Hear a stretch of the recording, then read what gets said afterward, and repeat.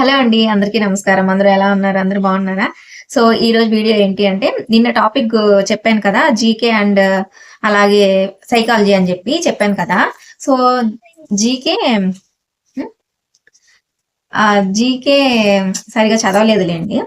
So, అది చదివినా గుర్తుండదనేసి నేను సరిగ్గా చదవలేదు. సైకాలజీ అయితే చదివాను. సైకాలజీ వరకు ఎగ్జామ్ అయితే బాగా రాశాను. ఒక 4, 5 బిట్స్ తప్పు పెట్టినా అంతే. ఇంకా మిగతాదంతా కరెక్ట్ పెట్టినా సైకాలజీకి సంబంధించి. సో, జీకే అయితే అన్నీ ఆల్మోస్ట్ అన్నీ రాంగ్ పెట్టాననమాట. సో, 30 మార్క్స్ ఏమో వచ్చినియి అంతే. 30 మార్క్స్ వచ్చినియి అంతే. 30 మార్క్స్ వచ్చినియి. సో, జీకేలో ఏమేమి క్వెషన్స్ అడిగారు అనేది నేను మీకు చెప్తాను. ఫస్ట్ ప్రస్తుత కేంద్ర మంత్రి మండలిలో భారీ పరిశ్రమల శాఖ మంత్రి ఎవరు అని అడిగారు. సో, దీనికి ఆన్సర్ వచ్చేసి హెచ్డి కుమారస్వామి అంట. ఇంకో క్వశ్చన్ వచ్చేసి ప్రస్తుత కేంద్ర మంత్రి మండలిలో విద్యాశాఖ మంత్రి ఎవరు అని అడిగారు. కేంద్రంలో వచ్చి ధర్మేంద్ర ప్రధాన్. అండ్ నెక్స్ట్ పర్యాటక శాఖ మంత్రి ఎవరు అని అడిగారు. గజేంద్ర సింగ్ షెకావత్. నెక్స్ట్ ఆంధ్రప్రదేశ్ కుటుంబ సంక్షేమ అండ్ వైద్య విద్య ఆరోగ్య శాఖ మంత్రి ఎవరు అని అడిగారు. సత్యకుమార్ యాదవ్. నెక్స్ట్ ఆంధ్రప్రదేశ్ మంత్రి మండలి మంత్రులు వారి శాఖలకు సంబంధించి సరికానిది ఏది అనేది అడిగారు. ఇప్పుడు నేను సరైనవి చెప్తాను. వినియోగదారుల వ్యవహారాలు నాదెండ్ల మనోహర్.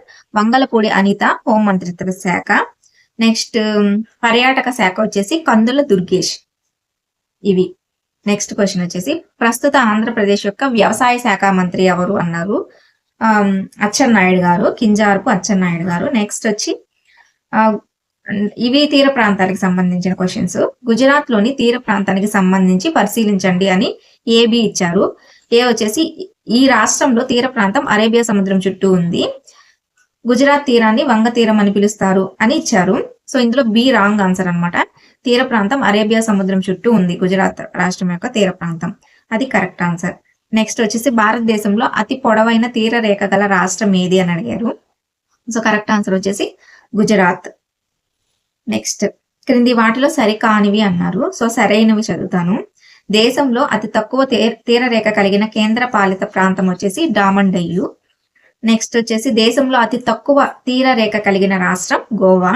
అత్యధిక తీర రేఖ కలిగిన కేంద్ర పాలిత ప్రాంతం వచ్చేసి అండమాన్ నికోబార్ దీవులు. అది. నెక్స్ట్ వచ్చేసి క్రింది వాటిలో సరికానిది అని ఇచ్చారు. సో, సరైనవి చెప్తాను. ఆంధ్ర తీరాన్ని సర్కార్ తీరం అని పిలుస్తారు. తూర్పు తీరంలో అత్యధిక తీర రేఖ గల రాష్ట్రం వచ్చేసి ఏపీ. ఆంధ్రప్రదేశ్ తీర రేఖ పొడవు 1053 కిలోమీటర్లు. సో, ఇవి సరైనవి. నెక్స్ట్ రాష్ట్రం తీర ప్రాంతానికి సంబంధించి సరైనవి ఏంటివి అంటే గోవా కెనరా తీరం. సరైనవి వచ్చేసి గుజరాత్ కోండ్లా తీరం, మహారాష్ట్ర కొంకన్ తీరం, కేరళ మలబార్ తీరం. ఇవి సరైనవి. నెక్స్ట్ కర్ణాటక రాష్ట్రానికి గల తీర రేఖ పొడవు ఎంత అని అడిగారు. సో, 320 కిలోమీటర్లు కరెక్ట్ ఆన్సర్. నెక్స్ట్ రాష్ట్రం తీర ప్రాంతం పొడవుకు సంబంధించి సరికానిది ఏది అన్నారు. సో, సరైనవి చెప్తాను. కేరళ వచ్చేసి 590 కిలోమీటర్లు. కర్ణాటక 320 కిలోమీటర్లు. కేరళ 590 కిలోమీటర్లు. ఒడిశా 476.4 కిలోమీటర్లు. అండ్ ఇంకోటి వచ్చేసి తమిళనాడు 1076 కిలోమీటర్లు. ఇవన్నమాట. ఒడిశా అనేది 476.4 కిలోమీటర్లు అనేది రాంగ్ ఆన్సర్ అనమాట. సో, కేరళ 590, గుజరాత్ 1600, తమిళనాడు 1076. ఇవి కరెక్ట్ ఆన్సర్స్. నెక్స్ట్ యుఎన్ఓకి సంబంధించి కరెక్ట్ ఆన్సర్స్ ఏంటి అంటే యుఎన్ఓకి సంబంధించి సరైనవి ఏవి అని అడిగారు. అందులో ఏబిసి అని 3 ఆప్షన్స్ ఇచ్చారు. ఏ వచ్చేసి దీని ప్రధాన కార్యాలయం జెనీవా, నానాజాతి సమితి రూపకర్త వుడ్రో విల్సన్. ఇవి 2 కరెక్ట్ ఆన్సర్స్. నెక్స్ట్ యుఎన్ఓ స్థాపన కొరకు జరిగిన సమావేశాలకు సంబంధించి సరైనవి ఏంటి అంటే మాస్కో సమావేశం వచ్చేసి 1943, డిక్లరేషన్ ఆఫ్ యునైటెడ్ నేషన్స్ వచ్చేసి 1942, శాన్ ఫ్రాన్సిస్కో సమావేశం వచ్చేసి 1945. సో, ఆ క్వశ్చన్ అడిగారు. ఇంకో క్వశ్చన్ ఏంటి అంటే యుఎన్ఓకి సంబంధించి సరైనది ఏంటి అంటే ఏబి ఇచ్చారు. సో, ఏబి 2 కూడా సరైనవి. అవేంటి అంటే యుఎన్ఓ రాజ్యాంగ ప్రవేశిక ముసాయిదా తయారు చేసింది జాన్ క్రిస్టియన్. ఆర్టికల్ సంఖ్య వచ్చేసి 311, అధ్యాయాల సంఖ్య వచ్చేసి 19. 19 అధ్యాయాలు, ఆర్టికల్స్ వచ్చేసి 111. సో ఇవి 2 కరెక్ట్ ఆన్సర్స్. ఇంకోటి నృత్యాలకు సంబంధించి జానపద నృత్యం రాష్ట్రానికి సంబంధించి సరైనవి వచ్చేసి గార్బా గుజరాత్, దండినాచ్ జమ్మూ కాశ్మీర్, పంజాబ్ జుమ్మేర్ ఇవి కరెక్ట్. నెక్స్ట్ గుస్సాడి నృత్యంకి సంబంధించి సరైనవి ఏంటి అని 2 ఆప్షన్స్ ఇచ్చారు, ఏబి ఇచ్చారు. అందులో ఏ ఒకటే సరైంది. ఆదిలాబాద్ కి చెందిన రాజుగోండ్లు దీపావళికి చేసే నాట్యం ఈ గుస్సాడి నాట్యం. నెక్స్ట్ జానపద నృత్యం రాష్ట్రంకి సంబంధించి సరికాంది ఏంటిది అన్నాడు. సో సరైనవి వచ్చేసి యక్షజ్ఞానం కర్ణాటక, పులియట్టం కేరళ అండ్ టొంగుమెల్ గోవా. సో ఇవి కరెక్ట్ ఆన్సర్స్ అన్నమాట. నెక్స్ట్ యుఎన్ఓలో అరబిక్ ను అధికార భాషగా ఏ సంవత్సరంలో వరుసగా సాధారణ సభలో భద్రతా మండలిలో ప్రవేశపెట్టారు అని అడిగారు. సో సాధారణ సభ వచ్చేసి 1973, భద్రతా మండలి ఎప్పుడు ప్రవేశపెట్టారంటే 1982. సో అవి యుఎన్ఓ సైన్యం గురించి సరైనవి ఏంటి అన్నారు. సో ఇందులో శాంతి కాపరులు ధరించే హెల్మెట్స్ వచ్చేసి బ్లూ హెల్మెట్స్ అన్నమాట. సో అది కరెక్ట్ ఆన్సర్. నెక్స్ట్ బుర్రకథా పితామహుడు షేక్ నాజర్, హరికథా పితామహుడు ఆదిభట్ల నారాయణ దాసు. సో ఇవి 2 కూడా సరే కరెక్ట్ ఆన్సర్స్. బుర్రకథ పితామహుడు షేక్ నాజర్, హరికథా పితామహుడు వచ్చేసి ఆదిభట్ల నారాయణ దాసు. సో ఇవి 2 కరెక్ట్. అరకులోయ విశాఖపట్నంలో గిరిజనులు చేసే నృత్యం వచ్చేసి తింసా నృత్యం. నెక్స్ట్ యుఎన్ఓ సాధారణ సభకు సంబంధించి సరైనవి ఏంటివి అన్నారు. సో సాధారణ సభ్య దేశాల సంఖ్య వచ్చేసి 190. సో ఆప్షన్ బి ఒకటే కరెక్ట్. నెక్స్ట్ కోలాటం అనే జానపద నృత్యం ఏ రాష్ట్రంలో ప్రసిద్ధి చెందింది అని అంటే తమిళనాడులో ప్రసిద్ధి చెందింది. సో అవన్నమాట నిన్నటి ఎగ్జామ్ లో అడిగినటువంటి క్వశ్చన్స్ అన్నమాట, జీకేకి సంబంధించిన క్వశ్చన్స్. సో అదనమాట. నిన్న నైట్ అయితే ఎగ్జామ్ రాశాను, కానీ ఆ వీడియో అయితే తీయలేదన్నమాట. మా వాడు వీడియో తీస్తే ఫోన్ పగలగొట్టేస్తాడు. వీడియో తీస్తుంటే నువ్వు వీడియో ఆపుతావా లేదా అని గోల్ చేశాడు అనమాట. అందుకని నిన్న వీడియో ఎగ్జామ్ వీడియో చేయలేదు. సో అదనమాట. ఇప్పుడైతే మర్చిపోయి ఈరోజు సిలబస్ చెప్పాలి కదా. ఈరోజు సిలబస్ ఏంటి అంటే సైన్స్. ఈరోజు సిలబస్ వచ్చేసి సైన్స్ లో 3rd, 4th, 5th ఉంది, 8th ఉంది, 9th కూడా ఉంది. 9th లో 2 లెసన్స్ ఉన్నాయి. 9th బయాలజీలో ఉండేదే 3 లెసన్స్. అందులో మళ్ళీ ఈరోజు 2 లెసన్స్ ఇందులో ఉన్నాయి అన్నమాట. సరే ఫస్ట్ ముందు నేను బయాలజీ నుంచి స్టార్ట్ చేస్తాను. 9th బయాలజీ నుంచి స్టార్ట్ చేస్తాను. ఆల్మోస్ట్ 10 అయింది. మళ్ళీ ఆఫ్టర్నూన్ లంచ్ బ్రేక్ లో కలుద్దాం. Okay bye. 9th biology start చేశాను కదా. సో 9th బయాలజీ నేను ఆల్రెడీ ఇంతకు ముందు చదివాను అనమాట. సో మళ్ళీ చదువుతుంటే ఎందుకు మళ్ళీ కొత్తగానే అనిపిస్తుంది. మళ్ళీ స్టార్ట్ చేశాను అనమాట. ఇది నేను తీసుకున్న జెరాక్స్ పీడిఎఫ్. టెక్స్ట్ బుక్ కూడా ఉంది. సో టెక్స్ట్ బుక్ ని ఆల్రెడీ ఒకసారి చదివాను. టెక్స్ట్ బుక్ ని చదివి అప్పుడు నేను దీన్ని చదివాను అనమాట. సో టెక్స్ట్ బుక్ లో ఏదైతే టెక్స్ట్ బుక్ ఉందో అది ఇక్కడ పాయింట్స్ వైజ్ గా ఇచ్చారనమాట. సో ఇది ఆల్రెడీ టెక్స్ట్ బుక్ చదివి ఆ తర్వాత మళ్ళీ ఇందులో చదివాను అనమాట. సో అందుకని నాకు బాగానే అనిపించింది మెటీరియల్. సో ఇందులో పాయింట్స్ వైజ్ గా కూడా ఉంది కదా అనేసి ఇంకా మళ్ళీ ఇందులోనే చదివాను అనమాట. సో ఇప్పుడు కూడా ఇందులోనే చదివాను. ఒక లెసన్ అయితే కంప్లీట్ అయింది. ఇంకా మధ్యాహ్నం ఏం కర్రీ తెచ్చావా? పప్పు కర్రీ తెచ్చా. నాకు ఇవాళ ఏం నచ్చలే కర్రీస్ అక్కడ. నువ్వు కాలీఫ్లవర్ తెచ్చావు కదా, సరిపోద్ది అనేసి. మాది కాలీఫ్లవర్. ఈ రోజు క్యాబేజ్ ఫ్రై ఉందంట, నాకు నచ్చలేదు, తీసుకురాదు. నేను కాలీఫ్లవర్ తెచ్చాలే. కాలీఫ్లవర్ కర్రీ ఏ తిండి తినలేక సఫర్ కల్లా. కాలీఫ్లవర్ పప్పు ఈ రోజు కర్రీస్. సరే అయితే ఇంకా బయాలజీ ఒక లెసన్ అయింది. ఇదా చదవాలి. నేనేమనుకుంటున్నానంటే ఇంకా ఈ ఎగ్జామ్స్ స్టాప్ చేద్దాం అనుకుంటున్నా. చేసి ఆన్లైన్ ఎగ్జామ్స్ చేసి స్టాప్ చేసేసి ఈ 9th, 10th first syllabus complete చేద్దాం అనుకుంటున్నా.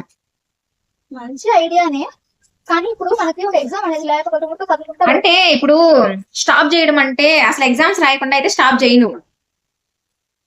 నా ఆలోచన ఏంటంటే మీరు కూడా వినండి, నువ్వు కూడా విను.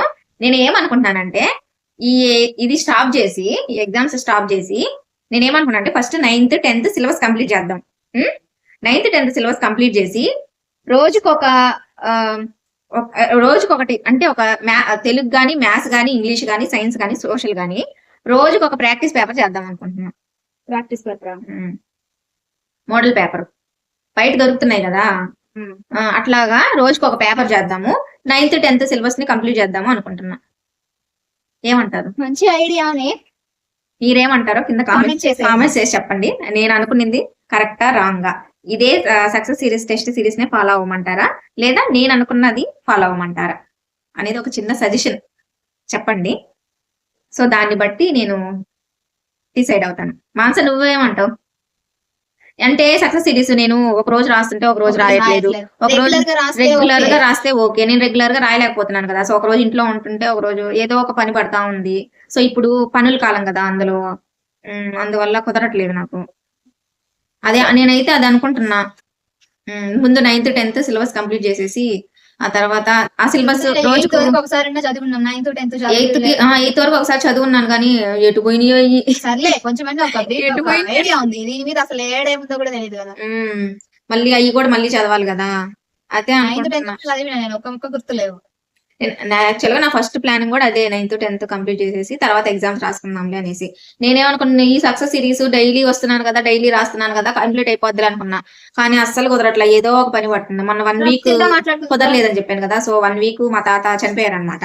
సో అందుకని నేను మొన్న 5 days రాలేదు. ఇంకా మళ్ళీ ఆ పనులు ఉన్నాయి ఇంకా. సో ఆ పనుల వల్ల కూడా ఈ మంత్ కుదరదు. సో అందుకోసం ఫ్రెండ్స్ తిందాం డిలే అవుతుంది. సో నేనైతే అది అనుకుంటున్నాను. మీరు ఏమనుకుంటున్నారో కామెంట్స్ లో చెప్పండి.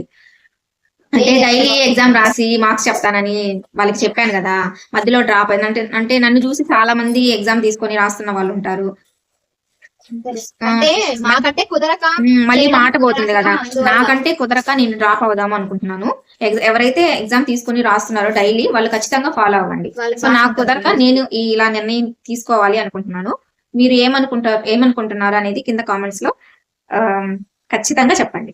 ఓకే, ఇప్పుడైతే భోజనం చేసేసి ఇంకా తర్వాత మళ్ళీ 9th బయాలజీ అయితే స్టార్ట్ చేస్తాను. ఓకే, ఇప్పుడు మానస వీడియో కోసం ఏం చేస్తుందో చూపిస్తాను చూడండి. మానస వీడియో కోసం చేసే తంటాలన్నమాట, చూడండి ఒకసారి ట్రైల్ అయ్యి వేసిన కదా. మళ్ళీ 144 నోటికి తగిలించి మాటలాడవద్దంటాడు, మమ్ము పాట పాడవద్దంటాడు, తనను దాటి వెళ్ళవద్దంటాడు. అయ్యో చేటు తెచ్చుకోమమ్మో, చేటు తెచ్చుకోమమ్మో, చనిపోవమంటాడు. మాకు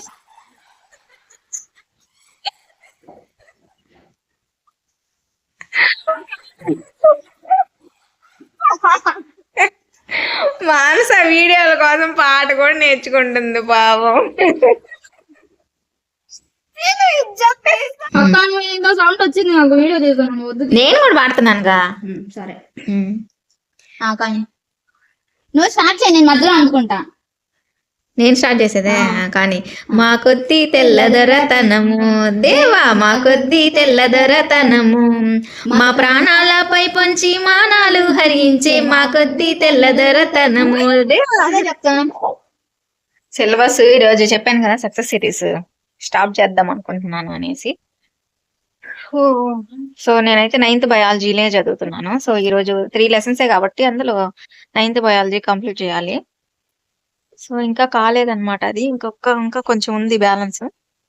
సో అది కూడా అయిపోతే 9th బయాలజీ ఈ రోజు ఫినిష్ అయిపోయినట్టే. మాన్స టీ పెడుతుంది. మాన్స టీ చూపిస్తాను రండి. మాన్స టీ గంట, మాన్స గరిటది.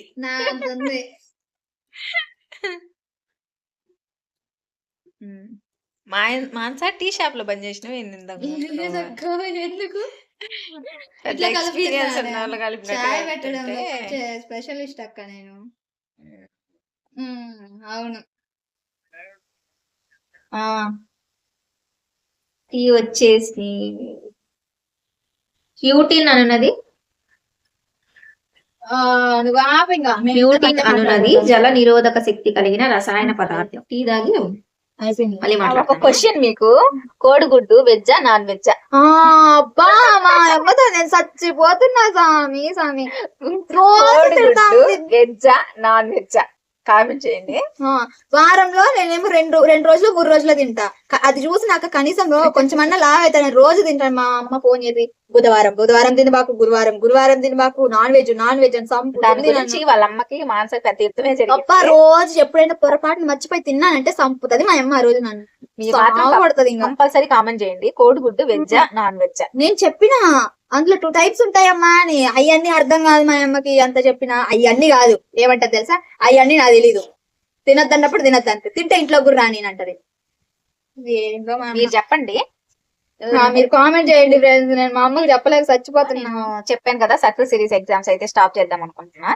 సో దాని గురించి కూడా మిమ్మల్ని అడిగాను. సో తప్పకుండా కామెంట్ చేయండి.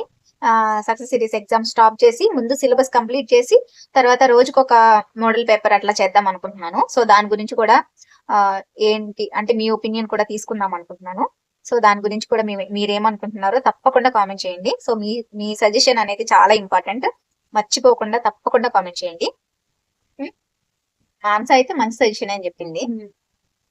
సో మీరు కూడా తప్పకుండా కామెంట్ చేయండి. ఓకే, అంటే అక్క రాస్తలేదు కాబట్టి ఎగ్జామ్స్ అంటే నాకు వీలు కాక నేను రాయట్లేదు కాబట్టి స్టాప్ చేద్దాము, ముందు సిలబస్ అయితే కంప్లీట్ చేద్దాము అనుకుంటున్నాను. సో అందుకే ఎగ్జామ్స్ అయితే స్టాప్ చేద్దాం అనుకుంటున్నాను.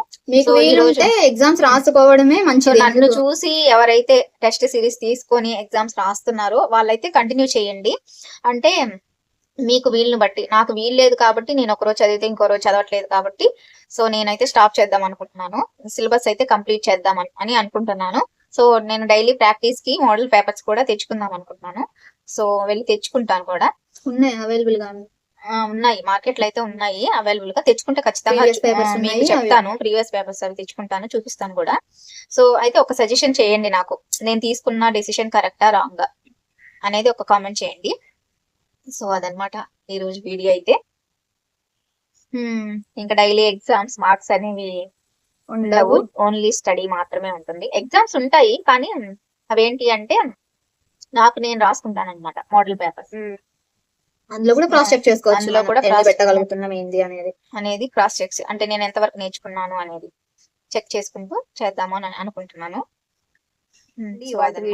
వీడియో నచ్చితే లైక్ చేయండి, షేర్ చేయండి, subscribe our channel. Thank you so much. Thank you so much for watching. Bye.